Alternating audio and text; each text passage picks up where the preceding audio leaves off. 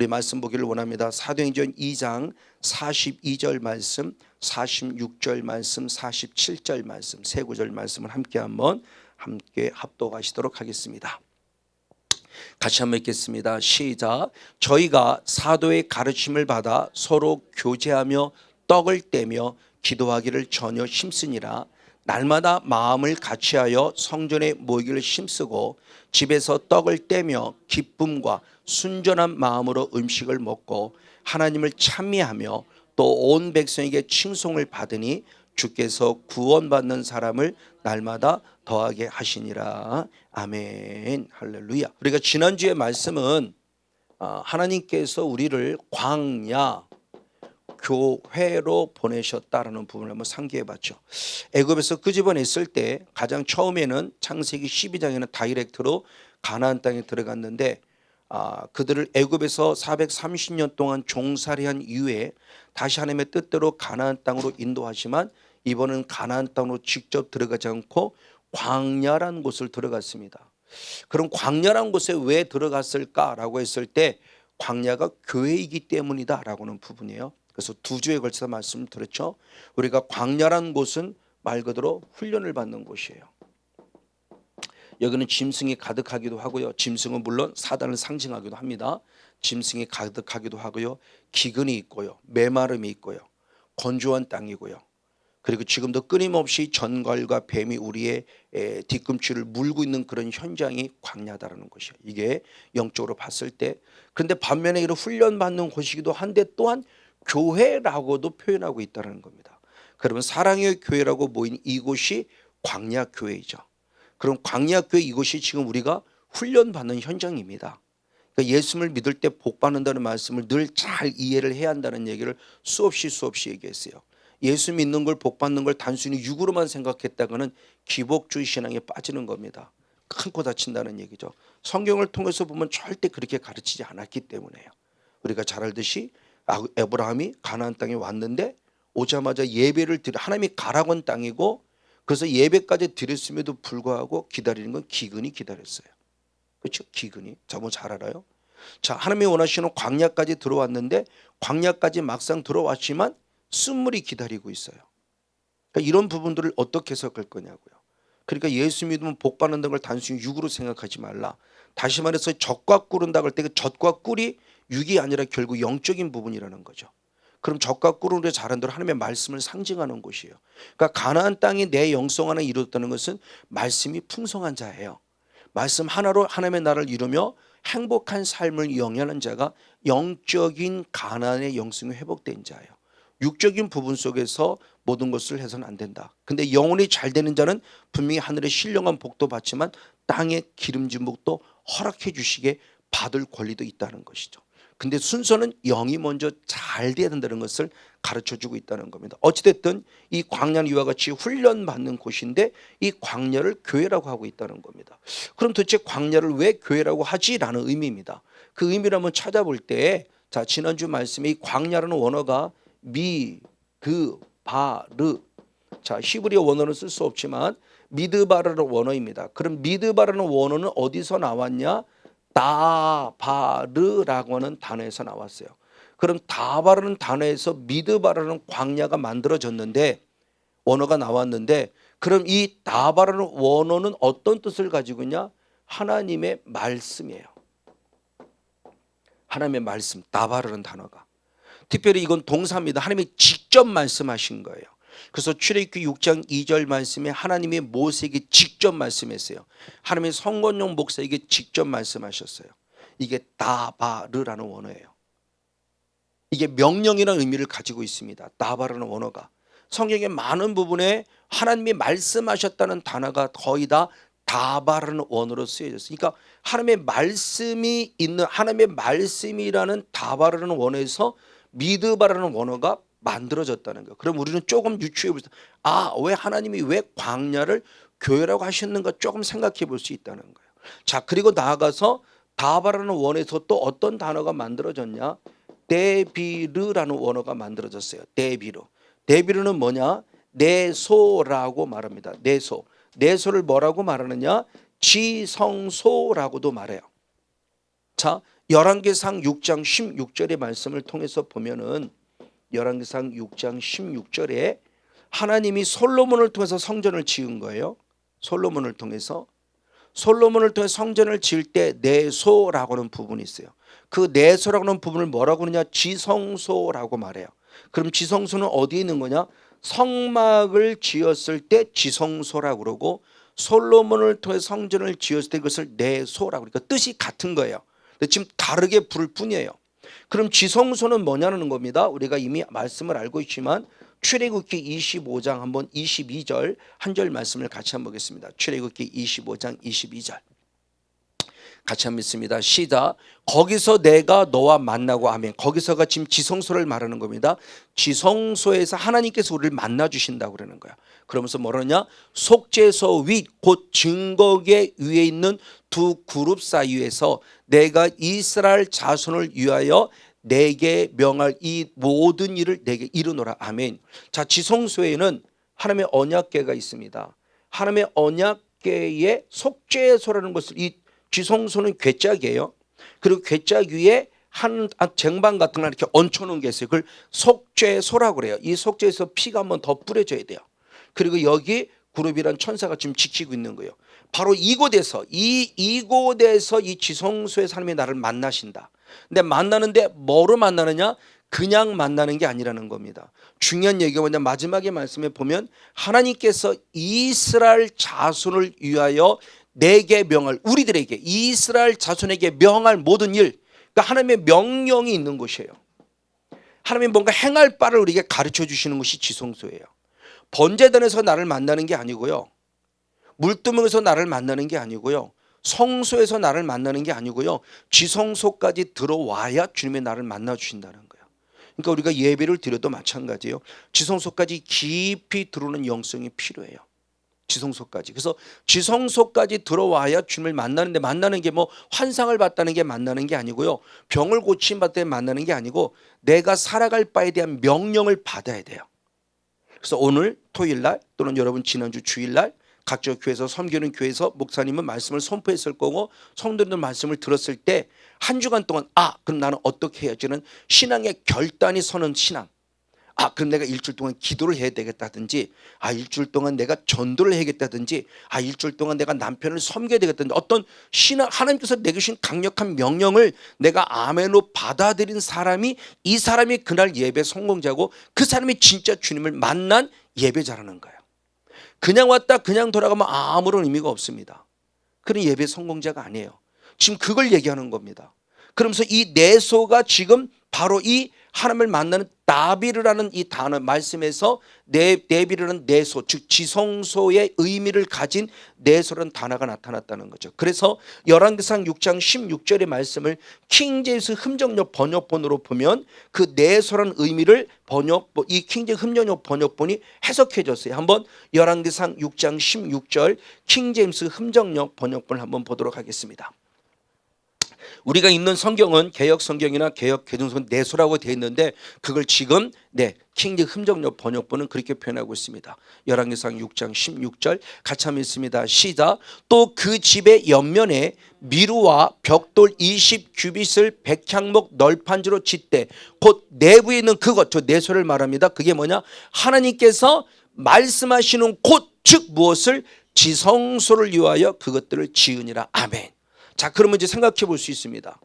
광야라는 단어가 어디에서 나왔다? 하나님의 말씀이라는 단어에서 나왔고, 이 말씀이라는 단어에서 내소, 지성소라는 것이 나왔다. 이 지성소는 뭐냐, 하나님의 말씀이 있는 곳, 하나님의 말씀이 선포되는 곳, 하나님의 말씀이 명령되는 곳, 이곳이 결국 뭐냐, 광야다. 그러니까 이 지성소는 지금 어디에 있는 거예요? 광야에 있는 것이죠. 그러니까 결국 광야를 한마디로 말씀하면 광야를 왜 교회라고 했는가를 알 수 있으니, 광야에는 결국 무엇이 있는 곳이다? 하나님의 말씀이 있는 곳이다.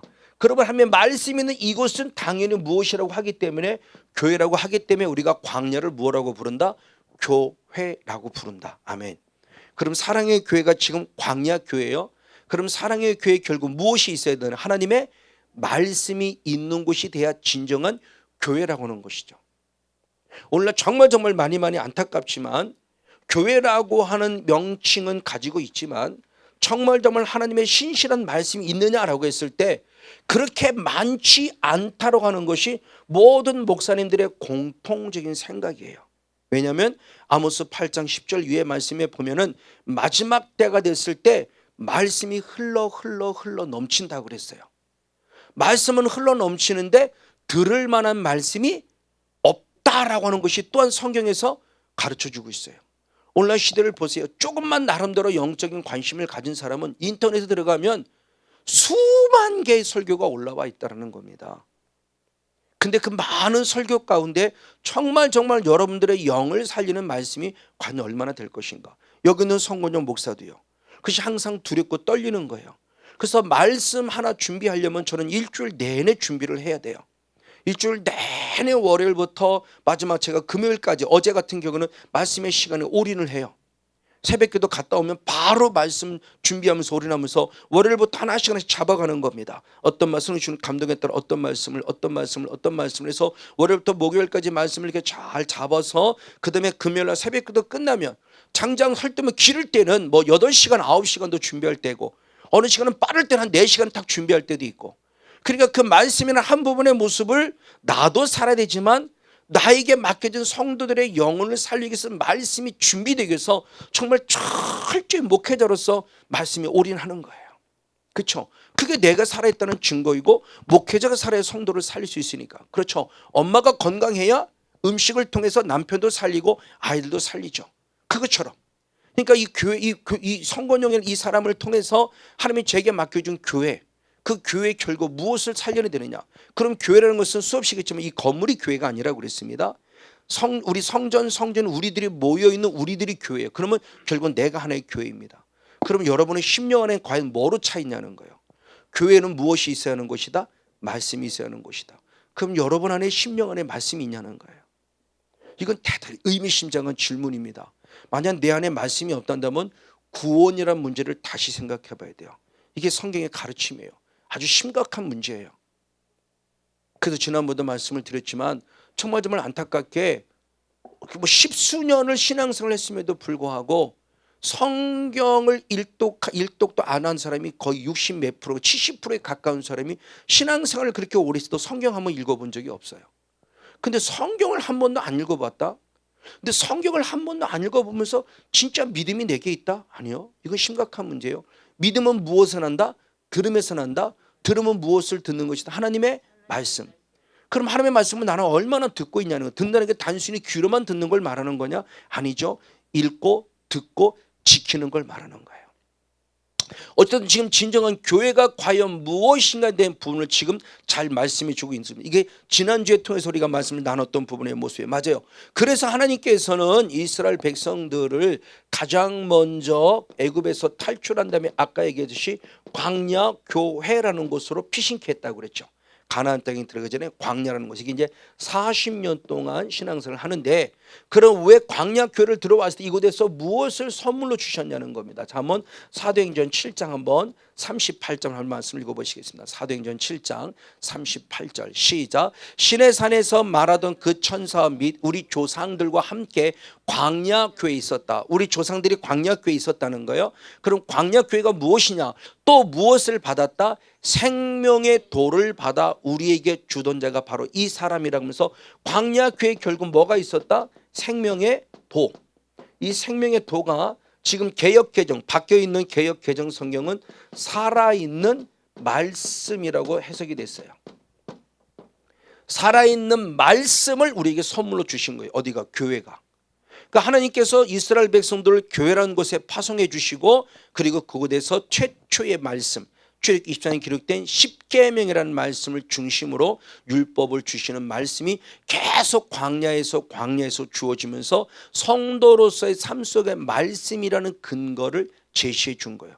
자, 이것을 똑같은 말을 사도 바울이 신약 성경에는 그렇게 표현했습니다. 자, 디모데전서 3장 15절 말씀 역시 한번 보겠습니다. 디모데전서 3장 15절 말씀 역시 한번 있습니다. 시작. 만일 내가 지체하면 너로 하나님의 집에서 어떻게 행하여야 할 것을 알게 하려 함이니 이 집은 살아계신 하나님의 교회이고 진리의 기둥과 터이니라. 아멘. 자, 하나님의 집 그랬습니다. 이 하나님의 집은 무엇이냐? 마지막에 말씀해 보니까 살아계신 하나님의 무엇이다? 교회이다. 살아계신 하나님의 교회는 또 무엇이다? 진리의 기둥과 무엇이다? 터전이다. 그러니까 하나님의 집이 그 하나님의 교회인데, 하나님의 교회는 진리의 기둥과 터전을, 진리의 기둥과 터로 인해서 세워진 교회예요. 하나님의 집이라는 거예요. 그러면 진리의 기둥과 터는, 진리는 하나님의 말씀을 말하고 있으니 결국 하나님의 집이 무엇하는 곳이냐? 우리가 어떻게 무엇할 바, 행할 바를 알려주는 곳이다. 아까 얘기하면 출애굽기 25장 22절에 지성소의 모습과 똑같은 모습이죠. 지성소에서도 우리 어떻게 행할 바를 알려주는, 명령하는 곳이 지성소라고 그랬어요. 근데 지금 신약의 하나님의 교회가 뭐냐? 역시 똑같이 우리 어떻게 행할 바를 알려주는 하나님의 집이, 하나님의 교회가. 그럼 사랑의 교회가, 사랑의 교회 공동체인 저와 여러분들이 오늘 내 심령 안에, 내 마음 안에 무엇으로 채워져야 한다? 하나님의 말씀. 근데 막연히 지식의 말씀으로 채워진 걸 말하는 게 아닙니다. 내게 주신 명령, 나에게 어떻게 행하라고 가르친 명령, 그 명령을 받아야 그게 하나님을 인격적으로 만난 것이고 예배가 성공된 것이고 하나님의 나라 속에서 함께 거하는 자라는 거예요. 바로 이런 모습 안에서 지금 우리들에게 이 광야 교회가 갖는 그 기능, 그 목적을 우리가 한번 서서히 하나씩 찾아가 볼 수 있습니다. 맞습니다. 그러면 저와 여러분이 끊임없이 교회라는 것을 우리가 나가죠. 교회라는 것은 건물이 아니라 그렇습니다. 우리 공동체가 교회입니다. 이 건물은 하나님을 이렇게 교회들이 모여 예배하기로 작정해서 만들어진 예배당일 뿐이에요. 예배드리는 장소일 뿐이에요. 그러나 교회라는 영적 의미는 가지고 있지만 이것이 교회는 아닙니다. 우리가 교회라는 부분의 모습이에요. 그건 우리들 속에 분명히 무엇으로 채워지나? 하나님의 말씀으로 채워져야만 가장 건강한 교회고 힘 있는 교회이고 은혜 있는 교회에 대한 부분을 말씀해 주고 있는 겁니다. 맞습니다. 그렇기 때문에 우리가 잘 알고 있는 예수님 역시도 예수님의 삶을 어떻게 살아갔냐는 거예요. 자, 유월절을 맞아 예수님의 삶을 살아간, 아주 그 예수님의 그 유월절을 맞아 예수님은 어떻게 살아간 삶이 12살 정도밖에 안 됐지만 그는 어떤 삶을 살고 있는가? 우리 한번 다 같이 말씀드려. 누가복음 2장 46절 말씀 그리고 49절 두 절 말씀을 같이 한번 읽어보시겠습니다. 누가복음 2장 46절 49절 말씀입니다. 같이 한번 읽습니다. 시작. 사흘 후에 성전에서 만난즉 그가 선생들 중에 앉으사 저에게 듣기도 하시며 묻기도 하시니 예수께서 가라사대 어찌하여 나를 찾으셨나이까? 내가 내 아버지 집에 있어야 될 줄 알지 못하셨나이까? 아멘. 자, 우리가 저런 말씀은 너무나 잘하는 말씀이요. 유월절을 맞아 예수님의 12살이 되었을 때 어머님과 부모님과 함께 하나님을 향해서 예배를 드리러 가는 거죠. 그죠? 유대인들에게는 3대 절기가 있을 때 그는 분명히 예루살렘에 올라와 하나님을 배워라, 하나님이 직접 볼 수 있도록 하라 그랬기 때문에 올라가 제사를 드립니다. 우리로 말하면 예배를 드리는 거죠. 그 당시에는 제사를 드린 거예요. 제사를 드리고 그냥 내려갔어요. 자, 오늘 우리에게 잘 적용해 보세요, 이 사건을. 그리고 하루가 지났습니다. 예수님이 안 계신 걸 알았어요. 그리고 올라갔습니다. 3일 길을 걸어서 어디 예루살렘 성전까지. 예루살렘 성전에 올라갔더니 예수님이 지금 무엇하고 계시느냐? 선생님들과 함께, 율법 학자들이죠. 이들과 함께 말씀을 무엇하기도 하고 듣기도 하고 말씀을 무엇하기도 하다 묻기도 하더라. 12살밖에 안 돼. 자, 이 제사의 개념이 지금 이제 예배라는 개념으로 지금 바뀌었죠. 우리가 지금 그래서 로마서 12장 1절에도 영적 예배, 산 제사가 영적 예배라는 개념이에요. 자, 제사는 드렸는데 제사는 드릴 때는 이스라엘 백성을 다 짐승 잡아 드리고 다 드려. 그것으로 끝난 거예요. 근데 오늘 우리가 예배라는 개념으로 바뀌면서 우리가 뭐가 추가되냐? 이게 추가된 거죠. 하나님의 말씀. 그러니까 그동안은 제사의 개념으로서 그냥 드리고 간 거예요. 근데 지금은 드리고 간 거가 아니라 예수님처럼 남아서 끝까지 뭐를 들어야, 하나님의 말씀을 들어야 된다는 거죠. 그러니까 오늘 우리가 지금 전통교회에서 새로 개신교를 통해서 마지막 이렇게 우리가 예배의 개념을 살아갈 때는 제사로만 드린 거로 끝남이 아니라 반드시 말씀을 받아야 돼요. 그래서 제가 지금 주일날 예배 드리는 것도 저희 교회도 성막의 개념으로 예배를 드립니다. 그래서 가장 먼저는 찬송을 올려드리고요, 기도를 올려드리고요, 감사를 올려드리고요, 그리고 말씀을 받고 바로 축도로 마쳐요. 마지막 지성소들은 말씀을 받는 거니까. 그러니까 이 모습 속에서 예수님이 지금 우리가 예배의 개념을 아주 잘 가르쳐 줬어요. 대부분 여기로 끝난다고요. 우리 아직도 전통적 의식 속에서 이거로 끝나요. 그러니까 예배에 별 관심, 예배는 드리는데 별로 말씀에 관심 없어요. 그리고 빨리 끝나고 빨리, 왜 이렇게 길어? 30분만 돼도 말씀이 길잖아요. 우린 주일날만 해도, 주일 예배만 해도 말씀 시간이 1시간이에요. 짧아야 1시간. 주일만 해도. 왜? 말씀을 찾아야 되니까. 그만큼 중요하다는 겁니다. 바로 예수님 스스로가 지금 우리들에게 중요한 영적 원리를 알려줌에 있어서 교회의 기능이 무엇인가를 가르쳐 주는 거예요. 예루살렘 성전에 올라왔으면 제사 드리고 다 했다고 그러고 가지 말고 우리는 더 많은 깊은 속에서 말씀을 기울이고 말씀 안에 거해야 될 모습을 지금 얘기해 주고 있는 거예요. 그래서 예수님의 첫 사역 속에서 30살에 첫 사역을 하실 때 마태복음 4장 4절의 말씀에 광야에서 누구를 만나느냐? 사단을 만날 때 사단에 의해서 떡을, 우리 떡이 아니라 돌을 무엇으로 만들어 먹는다? 돌을 떡으로 만들어 미혹을 받을 때 예수님이 중요한 말씀 하셨죠. 마태복음 4장 4절 한 절 말씀을 같이 한번 읽겠습니다. 시작. 예수께서 대답하여 가라사대 때 기록되었을 때 사람이 떡으로만 살 것이 아니요 하나님의 입에서 나오는 모든 말씀으로 살 것이라 하였느니라 하시니 아멘. 신명기 8장 3절의 말씀을 그대로 인용하면서 사람이 떡으로만 살 것이 아니라 무엇으로? 하나님의 입에서 나오는 모든 말씀으로 편식하지 마시고 모든 말씀으로 살아야 한다는 것을 분명히 제시해 주었다는 거예요. 광야가 무엇이다? 교회이다. 주님은 교회에서 살 때 교회에서 떡으로만 살지 말아라. 단순히 육신의 양식으로만 살려고 하지 말아라. 육신의 양식도 필요하지만 더 중요한 것은 하나님의 입에서는 모든 말씀이다. 말씀으로 살아야 한다는 걸 알려주고 있다. 이만큼 교회의 기능이 무엇인가를 가르쳐 줍니다. 그리고 더불어서 우리가 마지막 때 요한계시록의 시대입니다. 마지막 7년 대환란이 오는데 마지막 7년 대환란 때 후 3년 반 때에 어떤 일이 벌어지느냐? 휴거되지 못하고 남아있는 무리들이 있어요. 이 땅에 육신으로 남아있는 무리들, 하나님이 그들도 피할 길을 주십니다. 독수리가 날개를 업어서, 즉 성령께서 우리를 인도하시는데 어디로 피할 길을 주시냐는 겁니다. 자, 우리 한번 계시록 12장 6절 말씀과 14절 한번 두 절 말씀을 같이 한번 읽겠습니다. 계시록 12장 6절과 14절입니다. 시작. 그 여자가 광야로 도망하매 거기서 1260일 동안 저를 양육하기 위하여 하나님의 예비하신 곳이 있더라. 아멘. 그 여자가 큰 독수리의 두 날개를 받아 광야 자기 곳으로 날아가 거기서 그 뱀의 낯을 피하여 한 때와 두 때와 반 때를 양육받더라. 아멘. 그 여자는 지금 우리 교회 일반적인 성도, 지금 성도들을 우리에게 지금 말씀해 주고 있습니다. 성도들을 어디로 피했냐? 광야 교회로 피신케 했다. 누가? 성령께서 날개를 업어서 자기 곳 그랬습니다. 하나님의 곳, 그것이 결국 어디냐? 이곳이죠. 이것으로 피했게 했다. 무엇이냐? 그래서 3년 6개월 동안 무엇이냐? 철저히 하나님의 말씀으로 무엇 받는 곳이다? 양육받는 곳이다. 이게 마지막 7년 대환란 때 우리에게 주는 영적인 피난처예요. 그러면 앞으로도 역사적으로 올 수 있는 7년 대환란이 분명히 옵니다. 근데 그것보다 이 말씀을 적용시키면 이제는 우리에게 적용시킬 때 지금이 내게 7년 대환란일 수 있다는 거죠. 코로나는 이 사건이 지금 우리들에게 7년 대환란이 될 수 있어요. 앞으로 제가 이 과정을 끝내고 나면 이제 요한계시록을 처음 강의할 겁니다. 제 목회 한 25년 목회 속에 요한계시록을 강의하는 건 실제로 처음이에요. 지난 새벽 기도 때 한번 강의하고 이제 주일 낮에 이제 주로 강의를 하려고 해요. 조금 더 이제 말씀의 깊이가 다져졌기 때문에 이제 자신 있게 요한계시록을 강의를 하려고 하는데 그 요한계시록을 강의하려는 그 모습 속에서 하나님이 주신 은혜 가운데 말씀에 대한 모습을 세워주니 감사한 부분이죠. 맞아요. 그럴 때 우리 신앙의 마지막 영적인 피난처가 어디냐는 거예요. 그럴 때 마지막 이제 일곱인, 일곱 나팔, 일곱 대접의 모습이 벌어질 때마다 벌어지는 수 없는 사건들이 있어요. 3분의 1, 4분의 1씩 막 죽어갑니다. 질병을 통해서. 지금 코로나가 앞으로 있어야 될 환란에 대한 하나의 예표일 수 있을 거예요. 지금 전 세계 4분의 1은 아니지만 어마어마한 사람이 죽어가고 있잖아요.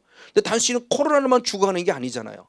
지금 신문지상에 발표되지 않았을 뿐이지 20대, 30대, 60대 중에 코로나로 인해 죽는 사람보다 자살로 인해 죽는 사람이 몇 배라는 얘기예요.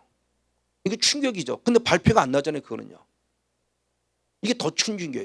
이게 오늘날 지금 벌어지고 있는, 이게 지금 우리에게서는 각자의 개인에게는 7년 대환란이지 않을까요?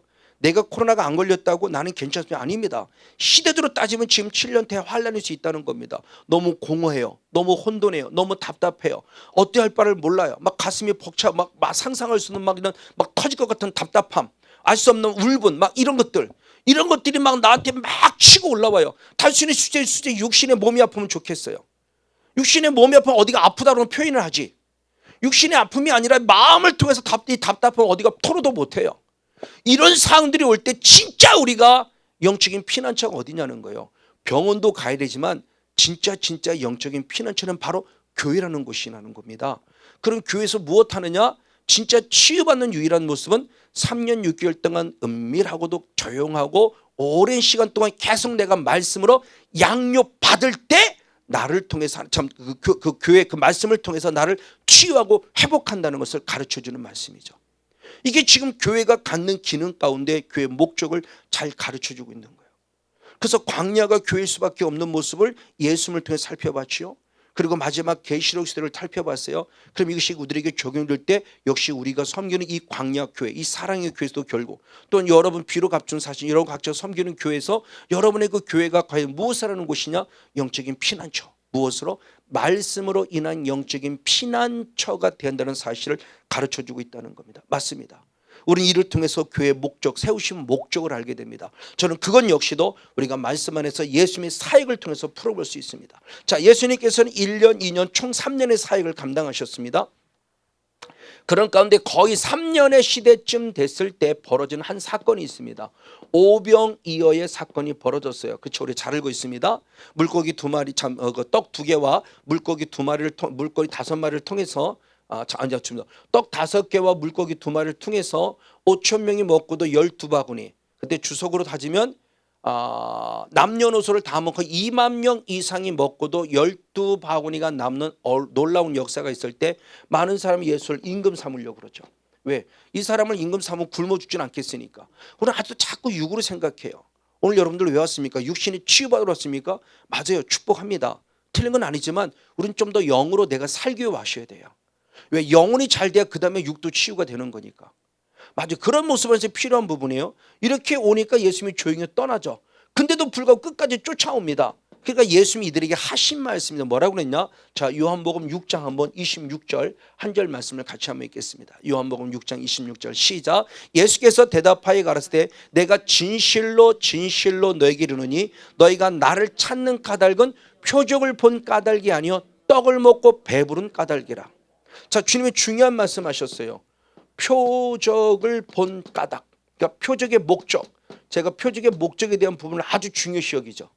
분명히 병도 치유되고 회복돼야 되고 귀신도 쫓아내야 되고 영과 육이 여러 가지 말로 치유되지만 이 그 치유하는 목적이 뭐냐면 하나님의 내 병을 고쳐주는 목적이 뭐냐.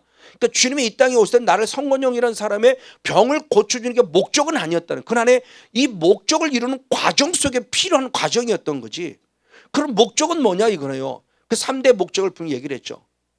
가장 먼저 하나님을 하나님으로 믿게 하기 위함이고 내가 죄인임을 발견케 하기 위함이고 말씀이 진리임을 믿게 하기 위함이다. 이 3대 목적 안에 들어오지 않으면 주님께서는 마가복음 8장 12절의 말씀에 내가 다시는 너에게 표적을 행사하지 않는다고 그래요. 이 충격이에요. 표적의 목적 안에 들어오지 않으면요 아무리 병 고침 받고 싶다고 해도 병 고치지 않는다고 그래요. 표적의 목적 안에 들어와야 하나님을 하나님으로 믿고 내가 죄인임을 발견 십자가 앞에 무릎 꿇고 말씀이 진리미도 진리 안에 들어올 때 이 목적 안에 영혼도 잘 되고 계속 육신도 치유되고 회복되어 갈 수 있다는 걸 얘기하고 있는 거죠. 영원 무궁토록 그분이 내 육신의 것을 치유해 준다? 그렇게 생각하지 마세요. 그러니까 이게 지금 기점이 되는 거 오병이의 사건이. 그래서 이런 모습을 통해서 그들을 책망합니다. 그럴 때는 뭐라고 하냐 그들이 그럼 당신을 믿을 만한 표적을 보여달라는 거 27절의 말씀에 또 계속해서 그때는 27절 말씀 쭉 계속해서 표적을 보여달라고 하니까 예수님이 아주 중요한 말씀 하셨어요. 한번 27절 말씀 한번 연이 한번 읽겠습니다. 27절 말씀을 같이 한번 읽습니다. 27절 시작. 썩는 양식을 위하여 일하지 말고 영생하도록 있는 양식을 위하여 하라. 이 양식은 인자가 너에게 주리니 인자는 아버지 하나님의 인치신 자니라. 아멘. 자, 표적의 목적을 본 것이라 빵 때문에 떡 때문에 쫓아왔잖아요. 그러니까 예수님이 이 썩을 양식을 떡이라는 먹을 양식을 위해 일하지 말라. 우리들이 말하는 거예요. 썩을 양식. 육신의 것을 지금 얘기하는 겁니다. 이것을 위해 일하지 말고 그럼 무엇이냐? 영원토록 썩지 아니할 양식. 그러면서 뭐랬어요? 영생하도록 있는 양식, 썩지 아니할 영원토록 있는 바로 양식을 위해 일하라. 이것을 내가 너에게 주리라 이거죠. 그럼 이거 빨리 파악해야 됩니다. 그러면 썩을 양식을 육신의 것으로 보았다면 썩지 아니할 영원한 양식이 과연 뭘까라는 부분이죠. 이 부분의 모습을 해석한 것이 베드로가 해석을 했죠. 베드로전서 1장 23절 말씀을 봅니다. 베드로전서 1장 23절 말씀을 같이 한번 보겠습니다. 시작. 너희가 거듭난 것이 썩어질 씨로 된 것이 아니요, 썩어질 씨가 된 게 즉 육신의 것으로, 내가 거듭난 것은 육신의 것으로 된 것이 아니라는 겁니다. 그럼 뭐냐? 썩지 아니할 씨가 있다. 그 썩지 않은 씨가 뭐냐? 하나님의 살아있고 항상 있는 말씀으로 되었다. 그러면 영원토록 있는 썩지 않을 영의 양식은 결국 무엇이라는 거? 하나님의 말씀이라는 거죠.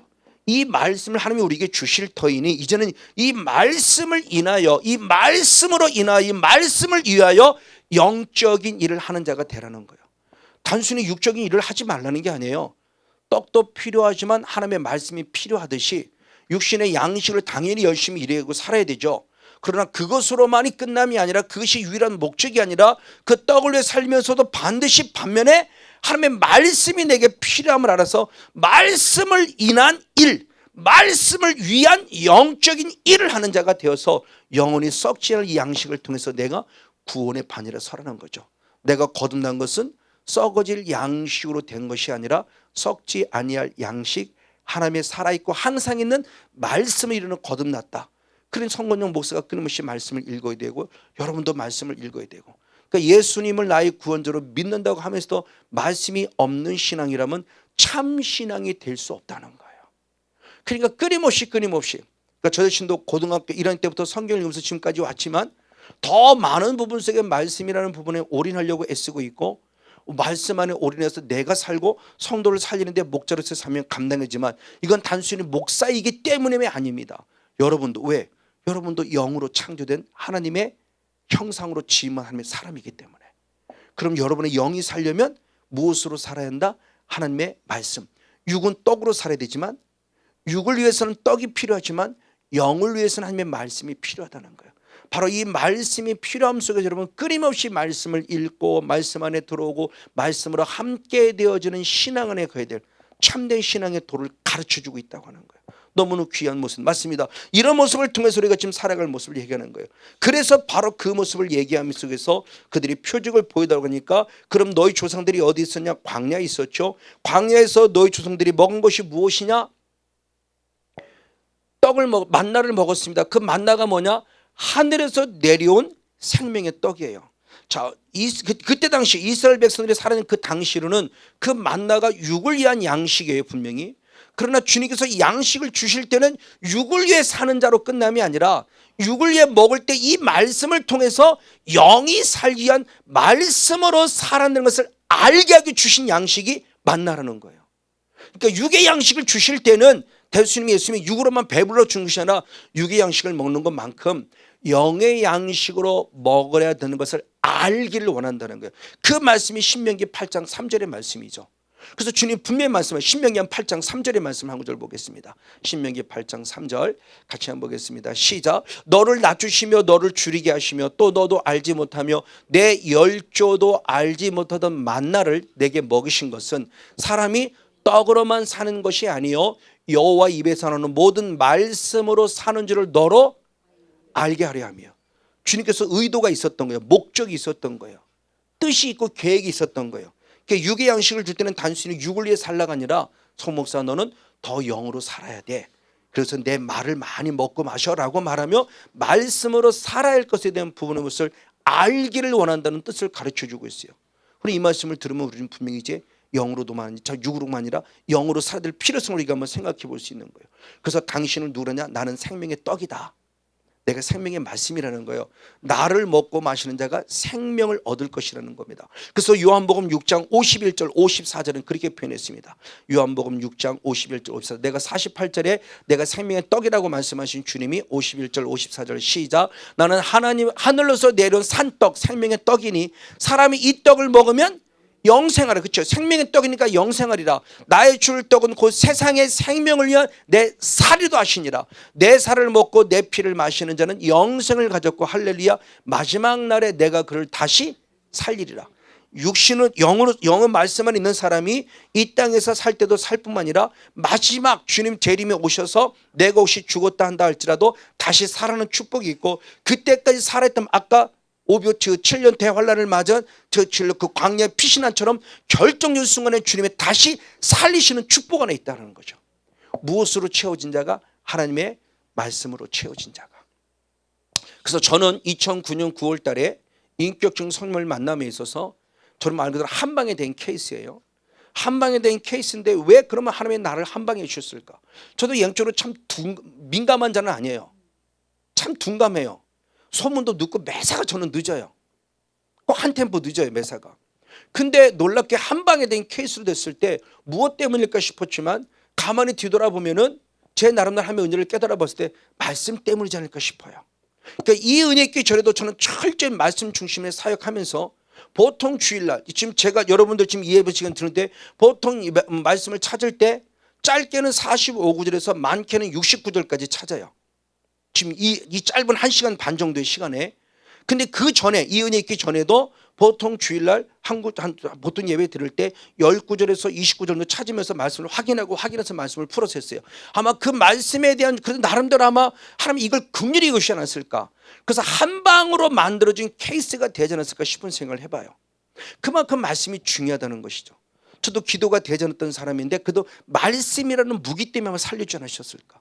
그만큼 중요해요. 맞습니다. 바로 이런 모습을 통해서 예수님의 사역의 모습들이 나아갈 때 많은 사람들이 이 얘기를 듣고 이해를 못해요. 먹으라고 하니까. 그러니까 이 영을 해석하는데 육으로 들으니까 그러니까 말씀을 먹으라는 얘기인데 말씀을 먹으라는 얘기가 아니라 내 살을 먹으라고 이해하니까 살을 어떻게 먹어? 우리가 뭐 살인자야? 이해를 못하는 거예요. 그랬더니 요한복음 6장 60절 이후의 말씀부터 말씀이 어렵다고 해요. 그리고 드디어 66절의 말씀에 보니까 놀랍게 많은 제자들이 예수님을 떠나서 예수님과 다시 함께하지 않아요. 왜? 이들은 기껏 예수님은 육신의 것에 만족을 위해 쫓아왔는데 육의 것은 얘기 안 하고 자꾸 영의 것만 얘기하고 설교가 어렵다는 거죠. 무슨 영의 양식을 자꾸 먹어? 영의 양식이 뭔데? 내 살이다? 자기를 먹어? 우리가 살인자인가? 예수를 어떻게 먹어? 예수 살을 뜯어 먹으라는 거야?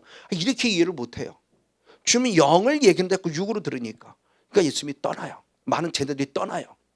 그때 예수님이 베드로에게 제자들에게 묻습니다. 너희도 나를 떠나려냐고 물어요.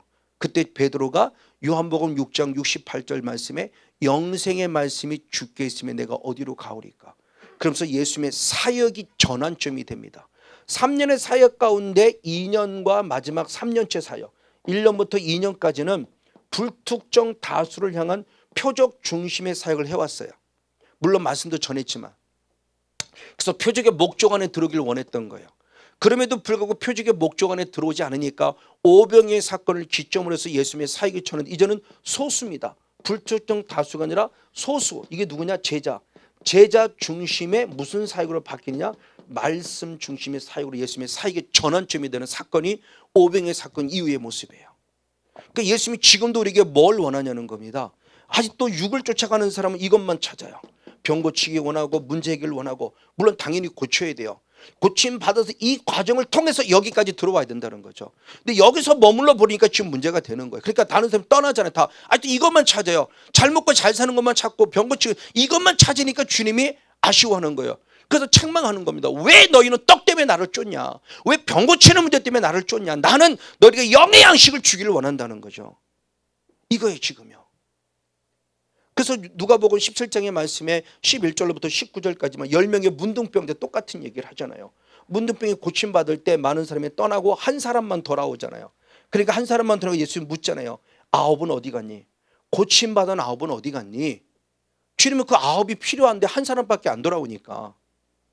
그러면서 마지막 한 사람에게 내 믿음이 너를 구원했다고 말하며 육신의 구원이 영혼의 구원까지 이루어지길 원하는 거예요.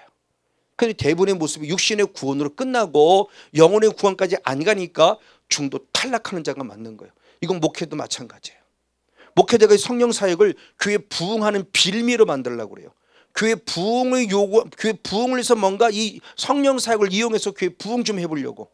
그러다가 부족하지만 제 주변에 아는 많은 사람들이 의외로 다 이 사역의 모습을 떠나고 성령 교회 부흥과 상관이 없네 그러면서 많은 사람이 이 사역을 그만두는 사람이 사실 많이 계세요. 목사님마저도 지금 표직의 목적 안에 들어오지 못하고 이걸 교회 부흥이라는 어떤 요소로만 살아가려고 하니까 어떤 이런 문제가 지금 우리들에게 비일비재하게 있음에 대한 부분을 가르쳐주고 있습니다. 그러니까 교회의 진정한 의미가 과연 무엇이라는 겁니다. 그럼을 통해서 우리는 결국 이제 믿음이라는 과정을 다시 한번 생각해 본다. 하나님이 왜 나를 교회라는 거, 광야교회로 왜 들어오셨지? 왜 광야교회로? 그럼 광야교회 들어와서는 결국 뭐냐? 말씀, 이 믿음의 출발지도 말씀이지만 결국 광야교회는 뭐냐? 말씀이 필요한 곳인데 그런 교회가 말씀 있는 곳이니 교회라는 곳에 들어서 우리 믿음이 자라길 원하는 것이죠.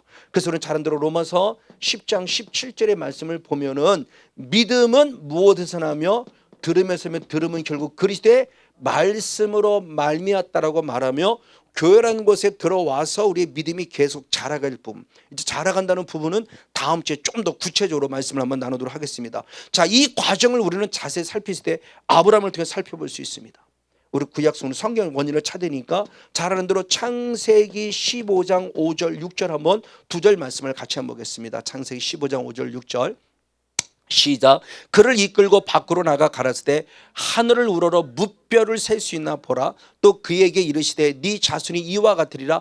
아브라함이 여호와를 믿으니 여호와께서 그의 의로 여기셨더라. 아멘. 자, 하나님의 약속이 먼저 들어갑니다.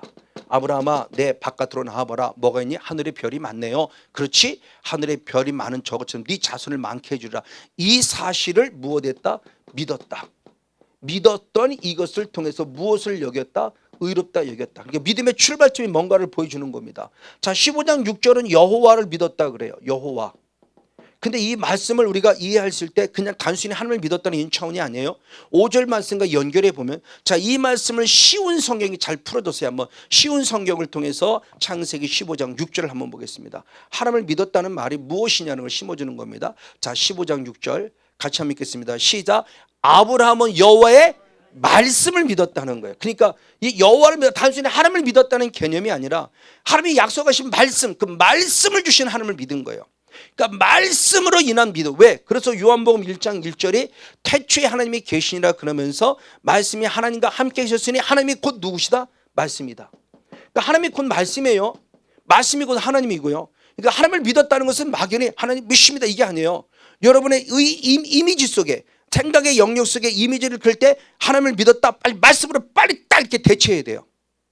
그러니까 이 말씀을 우리가 읽어야 될 이유가 여기 있는 거죠. 그러니까 말씀을 읽고 말씀을 들을 때 여기서 하나님을 찾는 거예요. 이것은 이런 하나님이었구나. 창세기 때는 이런 하나님이었네. 모세에게는 이런 하나님이 나타났네. 예수님께는 이렇게 아브라함에게는 다윗에게는 이제 신약 시대 와서는 바울에게는 성건용 목사에게는 그렇죠. 동일한 하나님인데 나타나는 하나님이 다 각기 달라요. 같은 하나님인데 그 다른 하나님을 통해서 말씀 안에 이런 하나님이 기록되어 있네. 그리고 자꾸 말씀을 또 하나님을 인격적으로 만나야 돼요. 그래서 사도 요한 같은 경우에는 요한복음 요한일서 1장 1절부터 3절까지 말씀을 통해서 이 말씀을 통해서 하나님을 만났다고 표현할 때 하나님을 만졌다, 하나님을 보았다라고 그러죠. 하나님을 예수님의 음성, 예수님을 들었다 그래요. 그러니까 말씀을 통해서 보았고 만졌고 들었고 이것이 사도인의 영성은 우리도 역시 마찬가지예요. 똑같이 말씀을 해서 빨리 하나님을 인격적으로 만나야 돼요. 그 하나님의 터치를 당해야 돼요. 그래서 한 말씀만 받고도 내 마음이 뜨거워지면서 뭔가 치유되고 회복되는 은혜를 경험해야 돼요. 바로 이 인격적으로 만나야 될 것을 지금 우리에게 성경을 통해서 가르쳐주고 있는 건 맞습니다. 그러면 이것으로 끝나냐? 아닙니다. 이렇게 말씀을 믿었을 때 아브라함을 택한 이유를 말씀했어요. 자, 창세기 18장 19절. 창세기 18장 19절 아브라함을 택한 이유를 말했습니다. 자, 왜 아브라함을 구원받게 택하였는가? 창세기 18장 19절 시작. 내가 그로 그 자식과 권속에게 그 자식들에게까지 명하여 여호와의 도를 지켜 의와 공도를 행하게 하려고 그를 택하였다. 그러니까 하나님께서 아브라함을 택한 이유는 단순히 말씀만 믿어 됐다 이거로 끝나면 아니요. 말씀을 믿는 믿음 안에 섰을 때 계속 하나님의 말씀 여호와의 도 하나님의 말씀을 자기만이 아니라 그 후손들까지 지켜 행하게 하려고 말씀을 통해서 아브라함을 계속 성장하고 성숙시켰다는 거예요.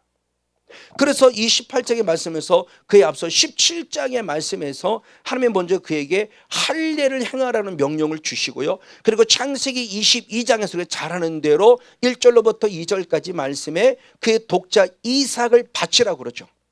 하늘의 별과 같이 주신다고 그러고 기껏 한 명 주셨는데 창세기 22장에 들어가서 그 독자 이삭을 바치라고 그래요. 번제로. 근데 아브라함은 기껏 바쳐요.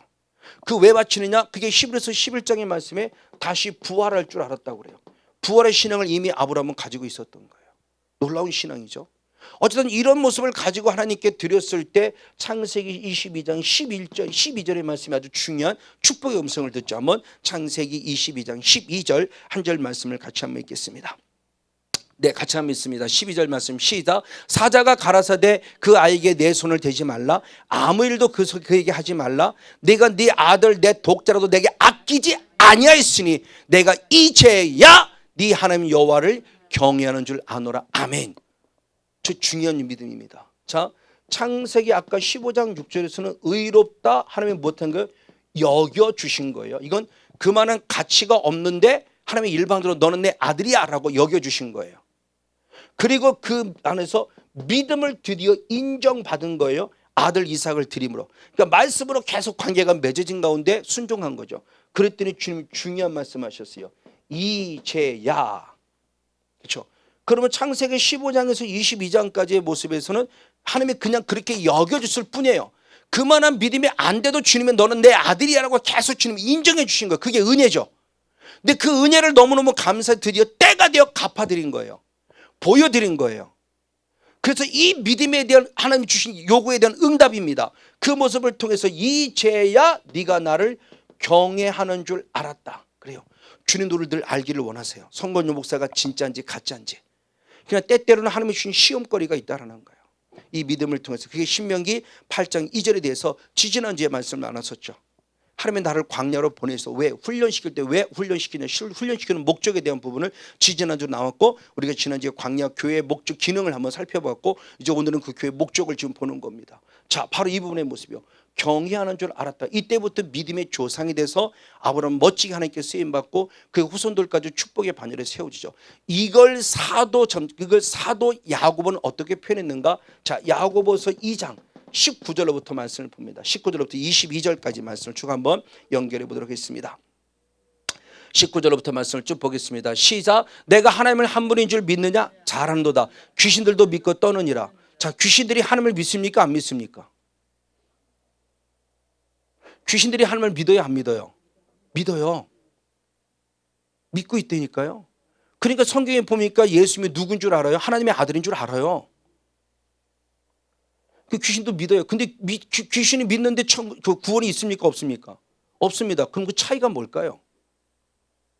믿으면 분명히 구원인데 우리도 똑같이 믿고 구원인데 저 말씀이 진짜란다면 귀신도 구원 받아야 되는데 우리는 결론을 알고 있어요. 구원받지 못한 걸. 그럼 그 차이가 뭐냐는 거예요. 그 차이를 지금 설명하는 겁니다. 그 20절의 말씀에 허탄한 사람아 무엇이 있는 행함이 없는 믿음이 헛것인 줄 알느냐. 그러니까 귀신은 결국 행함이 없는 믿음이 있다는 거죠. 잘못된 믿음이라는 거죠. 그러면서 21절에 우리 조상 아브라함을 얘기합니다. 그 아들 이삭을 제단에 드릴 때 행함으로 의롭다 하심을 받은 것이 아니냐. 아멘. 저 말씀을 잘 이해됩니다. 저 행함으로 의롭다를 받았다는 저의 의미는 창세기 15장 6절을 말하는 게 아니라 창세기 22장 12절을 말하는 것이거든요. 이미 15장 6절에 의롭다 여김을 받아서 22장에 내 믿음을 보여드리는 걸 지금 얘기를 하는 거예요. 지금 그 말씀입니다. 그러면서 22절의 말씀에 내가 보거니와 믿음이 그의 행함과 함께 일하고 아멘. 그 행함으로 믿음이 온전케 되었느냐 할래요. 저 근데 다다음 주에 좀 더 깊이 다뤄볼 겁니다. 그 행함으로 온전히 믿음이 온전했다 면서 말씀에서 응답에 대한 부분을 얘기할 때 23절 한 절 말씀을 더 보겠습니다. 23절 한 절 말씀 시작. 이에 성경에 이른바 구약 성경을 얘기하는 겁니다. 창세기 15장 6절 아브라함이 하나님을 믿으니 이것을 의롭다 여기셨다는 창세기 15장 6절의 말씀을 뭐했다? 응해드렸다. 응답해드렸다. 그러니까 하나님만이 우리의 기도에 응답할 권리가 있는 것이 아니라 우리도 하나님의 요구에 응답해드려야 돼. 그게 순종이에요. 하나님이 뭐랄 때 네 알겠습니다. 응답해드리는 거예요. 하나님 기도에 응답해 주세요. 이것만 응답이 아니에요. 아브라함은 그것을 응해 드렸어요. 응답해 드린 거예요. 하나님 뭐를 원하십니까? 아들? 그렇죠. 드리죠 뭐. 하나님이 주신 건데 뭘요. 하나님께 아낌없이 응답해 드린 거예요. 그랬을 때 그 믿음을 드디어 인정받았다는 거예요. 의롭다 여기시더라는 믿음을 내가 하나님께 보여드린 거예요. 믿음이 그만큼 없었는데 그냥 나를 의롭다 여기신 은혜가 감사해서 아버지 내가 많이는 못지만 요만한 믿음이도 보여드릴게, 그리고 그 믿음마저 보였을 때 하나님은 대단히 기뻐하신 거예요. 그래 이제야 네가 나를 경외한 줄 알았다고 말하며 그때부터 믿음의 조상이 된 거예요. 지금 우리들도 이게 믿음이 없는 가운데 행함은 행위구원이 되는 거죠. 천주교가 말하는. 우리는 천주교가 전혀 달라요. 믿음을 가지고 있기에 행위가 필요한 거예요. 행위 구원이 아닌 거예요. 이 말씀을 다음 주에 다음 주에 구체적으로 말씀을 나눌 거예요. 그러니까 우리 행함에 대한 부분의 모습을 순종이라 얘기하면 덜 거부감을 갖는데 행함을 얘기하고 행위란 단어면 거부감을 가져요. 막. 왜 행위구원을 절대 행위구원이 아니에요. 믿음을 가졌기 때문에 행위가 나와야 돼요. 그게 순종이에요. 그럼 믿음을 가졌는데 행함이 없으면 아까 무엇이다? 헛된 믿음이에요. 행하지 않으면 그게 곧 뭐예요? 죄예요. 그러니까 죄를 범해야만 죄가 아니라 선을 행할 줄 알고도 선을 행하지 않는 게 무엇이랬어요? 죄라고 야고보서 4장 17절에 분명히 말씀했어요. 그러니까 선을 행하는 것은 선을 행했기 때문에 천국 가는 게 아니라 이미 구원받은 자로서 마땅히 천국 백성이 되었는데 선을 행하는 것은 하나님의 뜻을 이루어드려 하나님을 기쁘게 드리기 위함인 거예요. 그 행위는 그 행위로 구원받는 게 아니에요. 그것이 결국 죄를 짓지 않는다는 거죠. 그러니까 선과 악에 대한 이 차이는 배치장 차이예요. 선을 이루어드려 하나님을 기쁘게 드린 자와 선을 이루지 못하면 죄가 돼서 결국은 까딱 잘못하면 지옥백이 될 수 있는 그런 위기 속에 설 수 있다는 거죠. 그러니까 선과 악에 대한 개념을 잘 이해한다는 모습을 수없이 말씀을 드렸어요. 그러니까 이번의 모습 이해가 안 되면 행위구원이 되면 큰 오류를 범해요. 절대 행위구원이 아니라는 겁니다. 믿음으로 구원받아도 마땅히 행할 바예요. 이걸 다음 주에 좀 더 구체적으로 말씀을 나누도록 하겠고, 바로 이런 모습을 통해서 주님께서 우리도 줄 때 이것이 바로 믿음의 모습인 겁니다. 그래서 사도 바울은 우리 믿음을 얘기할 때 뭐라고 표현했는가? 자, 로마서 1장 한번 17절 말씀을 봅니다. 사도 바울이 복음이라고 말하며 복음에는 하나님의 의가 나타나는데 로마서 1장 17절에 복음에 하나님의 의가 나타난다고 말합니다. 하나님의 거룩한 의예요. 이 의가 나타나는데 하나님의 의가 결국 무엇이라는 것을 설명합니다. 자, 로마서 1장 17절 시작. 복음에는 하나님의 의가 나타나서 믿음으로 믿음에 이르게 하나니 아멘. 기록된 바 오직 의는 믿음으로 말미암아 살리라 함과 같으니 아멘. 이 하나님의 의는 뭐가 나타난다? 믿음이에요. 오직 의는 믿음으로 말미암아 산다. 이 믿음이 어떻게 시작하느냐? 믿음으로 믿음에 이르러야 된다는 거예요. 그러니까 믿습니다는 이 믿음이 그냥 믿음이라는 부분에서 믿음 이게 아니고 믿음으로 시작해서 마지막도 결국 무엇으로? 믿음으로 마쳐야 되는 거예요. 이분의 모습을 제가 성회 때 홍해를 건너는 사건부터 요단강을 건너는 사건까지 출애굽의 과정을 통해서 잘 설명하고 있고요. 지금은 그 시간은 아니지만 믿음으로 믿음에 이른다는 이 신앙의 모습을 우리가 좀 더 성경적 근거를 한번 살펴보려고 합니다. 맞습니다. 이와 같이 예수는 우리들의 시작도 믿음이고 마지막도 믿음을 얘기해요. 이걸 잘 설명한 것이 요한복음 1장 12절 말씀입니다. 우리 한번 요한복음 1장 12절 말씀 한번 보겠습니다. 자, 우리가 한번 잘 역시 말씀 이해됩니다. 요한복음 1장 12절 시작. 영접하는 자 곧 그 이름을 믿는 자들에게는 하나님의 자녀가 되는 권세를 주셨으니 할렐루야. 우리가 너무나 잘 알고 있는 말씀이에요. 요한복음 3장 16절 못지않게 아주 잘 알고 있는 말씀이 요한복음 1장 12절인데 뭐를 표현하냐? 요한복음 1장 12절에 영접하는 자 곧 그 이름을 믿는 자. 그러니까 믿음과 영접이 결국 같은 거예요. 믿음 따로 영접 따로가 아니라 믿는 게 곧 영접인 거예요. 같아요. 또 동의어입니다. 지금 이제 동의어인데 시제가 달라요. 동의어인데 시제가 달라요. 지금 우리의 단어는 영접하는 자, 그러니까 우리의 단어는 현재형 같이 느껴져요. 우리 지금 한국말로 번역한 건 영접하는 자 할 때 현재형 같은데 과거형이에요. 그리고 이 믿음은 현재형이에요. 그래서 이 부분을 잘 설명한 게 킹제임스 흠정역본. 킹제임스 흠정역본으로 원어를 좀 직역한 그런 성경입니다. 킹제임스 흠정역본에서 뭐냐? 받아들인 자, 즉 영접한 자, 이게 맞아요. 과거형이니까. 영접한 자, 곧 예수 그리스도 이름을 믿는 자, 그가 하나님의 자녀가 되는 권세를 얻었다는 거죠. 그러니까 이게 사실은 과거형이에요. 영접하는 자가 아니라 사실 영접한 자라고 표현해야 될 때 번역 아까 했던 킹 흠정역본은 그걸 잘 해석했어요. 받아들인 자 이렇게 했어요. 과거형이니까. 어쨌든 이게 과거형이라는 겁니다. 자, 그럼 말씀을 잘 이해해야 돼요. 과거형이에요. 영접한 자. 그래서 이미 하나님의 자녀가 되었어요. 그럼 과거로 끝나냐? 아니다. 이 과거의 신앙이 언제까지 지금도 계속 진행되고 있어야 한다는 거죠. 어제 예수님을 믿어서 구원받았으면 오늘도 예수님을 믿어야 된다는 거예요. 현재도. 어제 믿었기 때문에 오늘 안 믿는 게 아니라 어제 믿었기에 오늘도 계속 믿어야 된다는 거예요. 이걸 지속성. 그러니까 믿음의 지속성을 얘기하니까 믿음으로 믿음에 이른다라고 말하는 그 믿음이 결국 뭐냐? 어제 믿었으면 지금도 계속 예수님을 나의 구원자로 믿어야 되는 거예요. 이 믿음이 계속 지속적으로 해서 연결되어질 때 미래라고는 내일을 향해서 우리의 믿음이 완성돼 가는 겁니다. 그래서 구원 얻은 자가 구원에 이르는 신앙이 돼야 되는 거예요. 이게 주님께서 잘한다라고 표현도 하고 있고요. 잘하는 신앙이 돼야 돼요.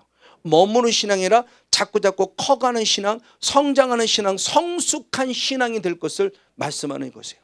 자, 그분의 모습을 통해서 역시 그 영접하는 그 모습을 통해서 예수님이 말씀할 때 아까 얘기했던 요한복음 3장 16절의 말씀은 잘하는 대로 하나님이 이 세상을 사랑하사 독생자를 주사 이는 저를 무엇하는 자마다 믿는 자마다 영생을 얻는다 그랬을 때 두 개 다 현재형이에요.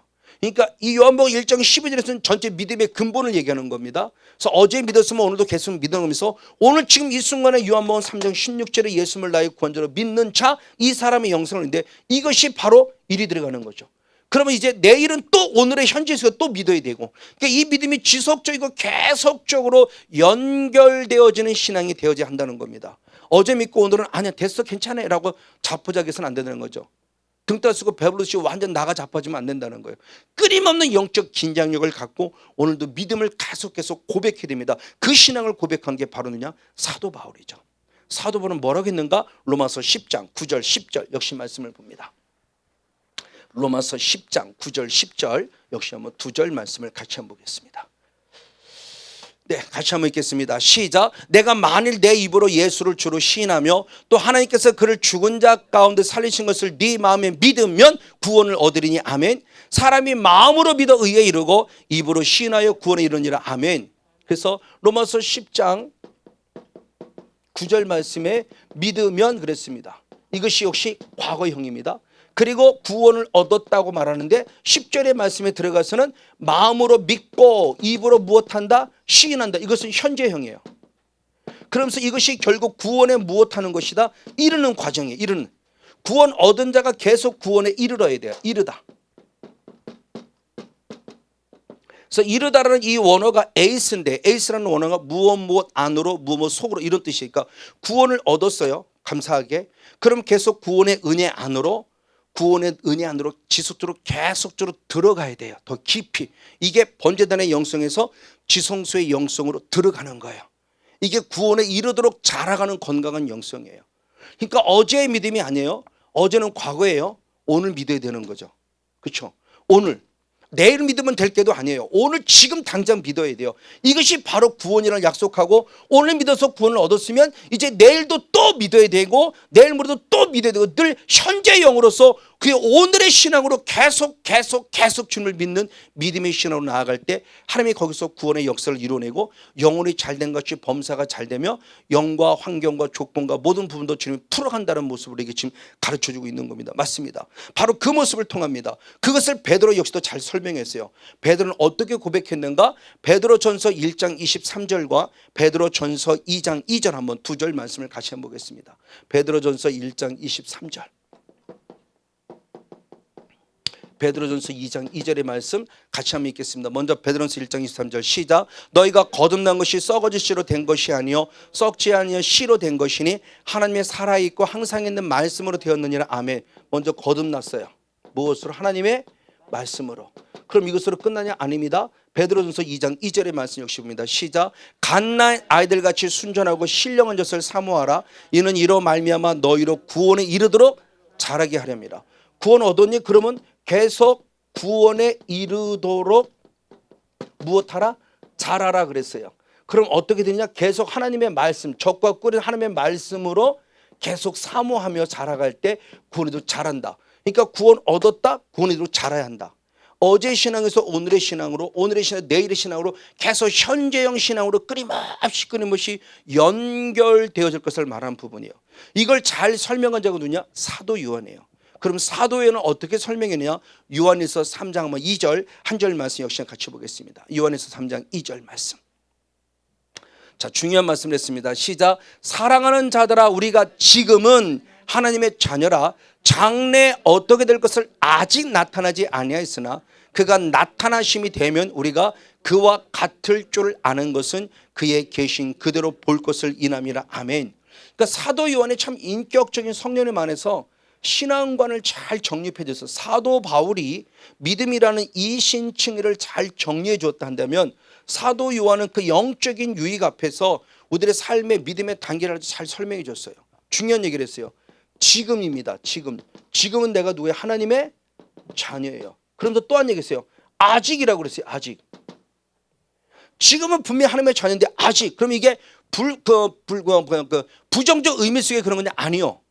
긍정적 의미 속인데 지금 내가 하나님의 자녀가 됐으나 아직이라는 신앙은 결국은 뭐냐? 지금 하나님의 자녀가 돼서 내가 하나님의 나라를 누리는 겁니다. 이 땅에서. 그러나 영원한 하나님의 나라는 아직 가지 않았다는 거죠. 그럼 언제 가냐? 예수 그리스도께서 오실 때. 재림이죠. 재림. 이 재림 때를 기다리는 걸 얘기하는. 아직 나타나지 않았기 때문에 아직은 내가 아직이다. 아직. 그러나 아직의 신앙이 이랬을 때 아직의 신앙이 부정적 의식이 아니라 3절의 신앙은 그러므로 다시 오실 재림의 예수를 소망하며 나를 무엇하게 한다? 깨끗하게 준비하고 있다고 그래요. 그게 우리의 신앙. 그래서 이걸 신학으로 말할 때는 지금과 아직이라고 표현하지 않고 이미와 아직의 차이로 표시하죠. 이게 신학으로. 신학으로 얘기할 때는 이미 구원 얻었어요. 근데 아직 구원이 내게 완성되지 않았어요. 구원 얻었는데 아직 왜? 영원한 천국을 가야 되니까. 그 아직의 신앙이에요. 그걸 사도 요한은 지금과 그리고 아직이라는 차이로 표현했어요.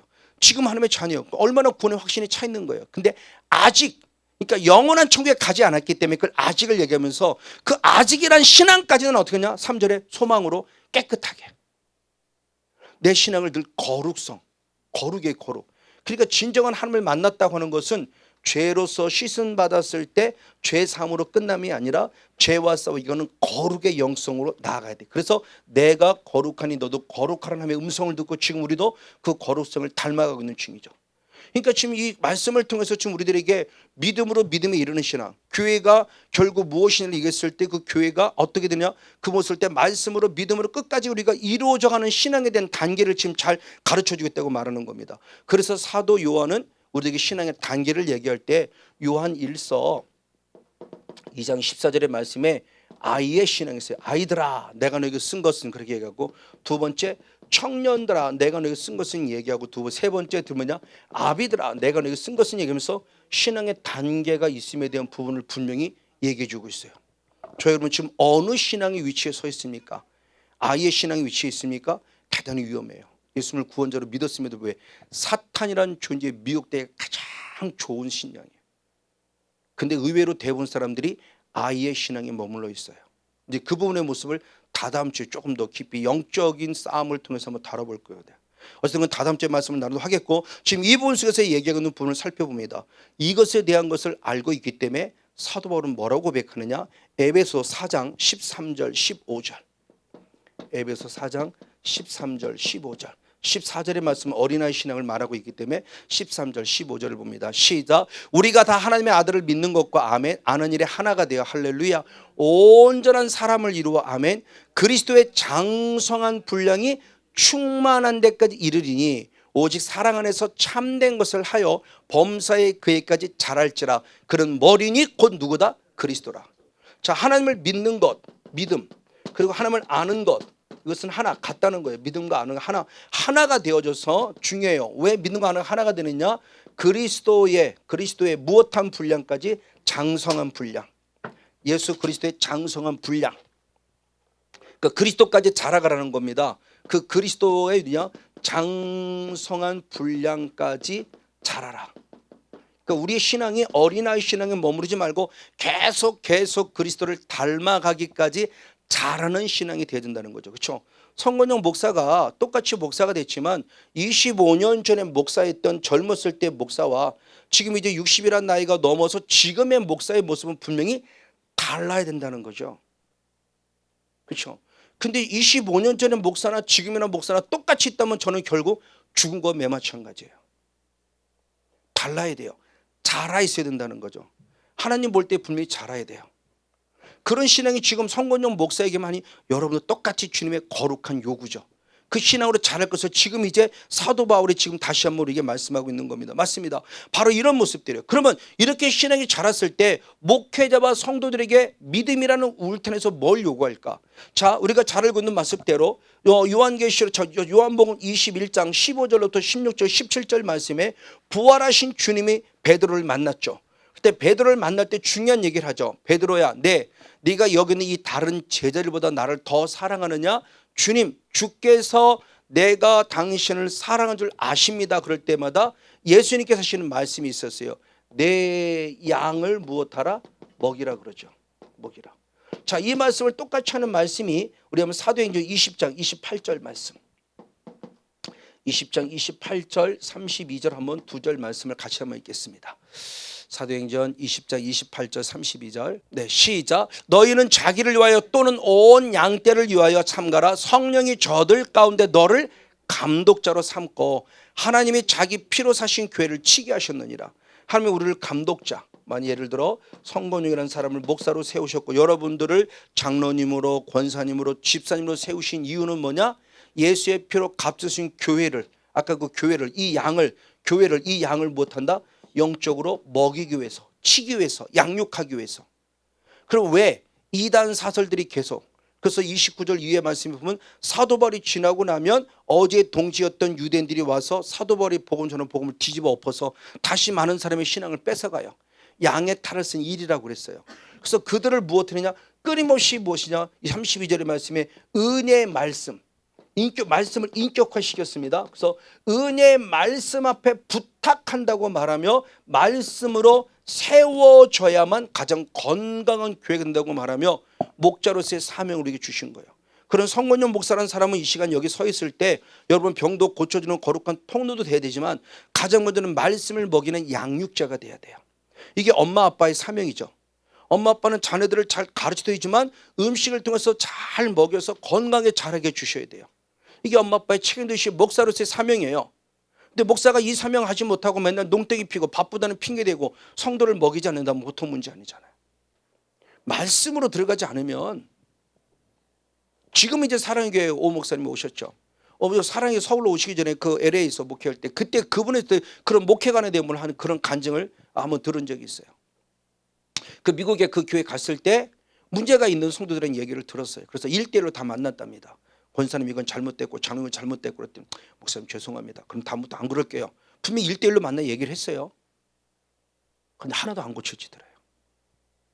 그래서 목사님이 깨달았답니다. 아, 말로 가르친다고 되는 게 아니구나. 그럼 무엇 되느냐? 기도밖에 없고 말씀밖에 없다. 그때부터 목사님이 한 몇 년간을 계속 말씀과 기도로 전무했다는 겁니다. 그런데 놀랍게 어느 날 어느 권사님이 찾아오시더래요. 그러면서 목사님 정말 잘못했어요. 이제 잘할게요. 그런데 그게 확 영적 분위기를 바꾸면서 다른 모든 부까지 딱 하면서 교회가 너무 아름답게 성장하는 계기를 만들었다는 얘기를 하는, 그때 계시는 말씀이 무기란 얘기를 하는 거예요. 그렇게 1대1로 만나서 이건 잘못했으면 가르쳐도 고개는 끄덕 알았어야 다시는 안 그래요. 그 목사님부터 교회는 끄떡끄덕 안 바뀌는데 말씀이 들어가고 기도로 중보하니까 때가 되니까 바뀌더라는 거죠. 이거예요 진짜. 이게 진짜 참 신앙이 무엇인가의 모습을 지금 가르쳐주면서 지금 이걸 얘기하는 겁니다. 그럼 목사는 이와 같이 목회자는 이와 같이 성도를 양육한다면 반면에 성도는 어떻게 되는가? 오늘 이것을 보면서 목회 교회의 목적을 가지고 세 개의 모습을 볼 때 성도들의 신앙의 단계에 대한 부분을 살펴봅니다. 가장 먼저는 선한 일꾼이 있습니다. 선한 일꾼, 일 잘하는 일꾼이 아닙니다. 여기서는 무엇인가 열심히 일하는 일꾼이 아니에요. 그러면 어떤 사람이 선한 일꾼이냐? 자, 한번 같이 말씀을 읽어볼 때 디모데전서 4장 5절 6절 한번 두 절 말씀을 같이 한번 보겠습니다. 디모데전서 4장 5절 6절 시작. 하나님의 말씀과 기도로 거룩하게 시민이라. 아멘. 내가 이것으로 형제를 깨우치면 그래서 예수의 선한 일꾼이 되어 믿음의 말씀과 내가 쫓는 선한 교훈으로 양육을 받으리라. 할렐루야. 자, 이것으로 깨우친다. 이것이 뭐냐? 오직 우리는 말씀과 무엇으로만, 기도로만 거룩해진다는 것을 깨닫게 되면 성도들이 누가 된다? 선한 일꾼이 된다. 그럼 선한 일꾼은 결국 뭐냐? 하나님의 말씀으로 무엇받는 자다? 양육받는 자다. 아멘. 이게 가장 어린아적인 신앙의 단계예요. 그러니까 교회라는 울타리에 들어왔으면 목회자는 가르칠 뿐만 아니라 성도들은 말씀을 양육받아야 이게 진정한 선한 일꾼이라는 거예요. 주일날 듣는 말씀으로만 얘기하는 게 아닙니다. 그래서 제가 안양에 있다 군포로 왔는데, 안양에 있을 때 거기서 한 4년도 있었는데, 제가 이제 성경 말씀을 이제 가르치는 양육의 시간을 가졌을 때 어느 교회, 큰 교회를 다녔던 어느 성도님이 하는 얘기입니다. 내가 교회를 10수년을 다녔어도 성경 공부라는 걸 가르침 받는 건 처음입니다. 그래요. 그렇게 10수년을 교회를 다녔어도 그냥 교회만 다니면서 주일날 말씀만 들었고 수요일날 말씀만 들었을 뿐이지 말씀을 구체적이고 조금 더 자세하게 가르침 받기는 처음이라고 그러는 거예요. 제가 대단히 충격이었어요. 아주 그럴 수 있을 것 같아요. 사실 왜? 성경 공부라는 개념으로 교회에 정착되기 시작한 건 사실은 옥하는 목사님 때문에 시작되는 거 그렇게 오래지는 않았어요. 사실은. 그동안은 그냥 교회 열심히 나오면 되고 기도 열심히 했으면 되고 말씀 잘, 예배 잘 드리면 됐고 충성 잘하면 이게 전부인 것처럼 얘기를 가르쳐 놨으니까. 왜? 그렇게 가르쳤어요. 그러나 성경 공부라고 하는 제자 훈련을 통해서 조금씩 옥하는 목사님을 통해서 교회의 생각들이 바뀌면서 지금 많이 달라졌죠. 근데 무조건 말씀은 다 같이 받는다고? 아니, 그것만을 말하는 건 아니에요. 어쨌든 기본적으로 성도는 목사님 말씀 좀 가르쳐 주세요라는 선한 일꾼이 되어야 된다는 겁니다. 그래서 디모데와 같이 어려서부터 성경을 배워서 구원에 이르는 지혜를 가졌다고 그러잖아요. 디모데는 얼마나 멋진 사람입니까? 어려서부터 어머니로부터, 그렇죠?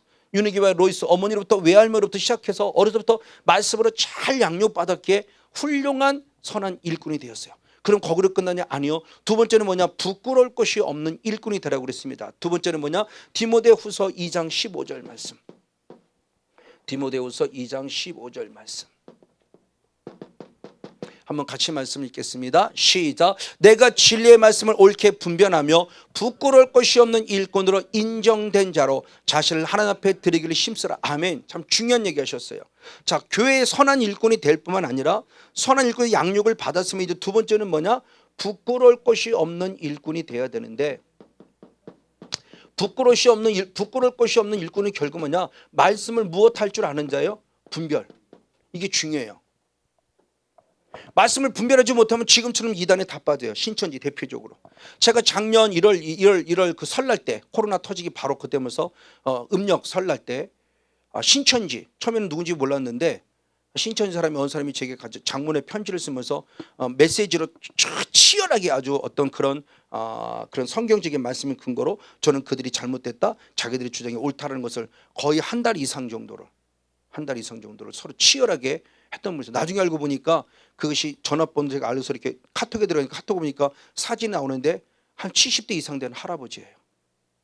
뒤늦게 그분의 표현입니다. 뒤늦게 자기가 진짜 복음을 만났다는 거예요. 그동안 하나님 믿었다, 그동안 예수님 믿었다는 일반 종교인이었던 거죠. 그러다가 신천지를 통해서 말씀으로 확 바뀌어지면서 진정한 복음을 만났다 그러면 완전히 빠져 있는 겁니다.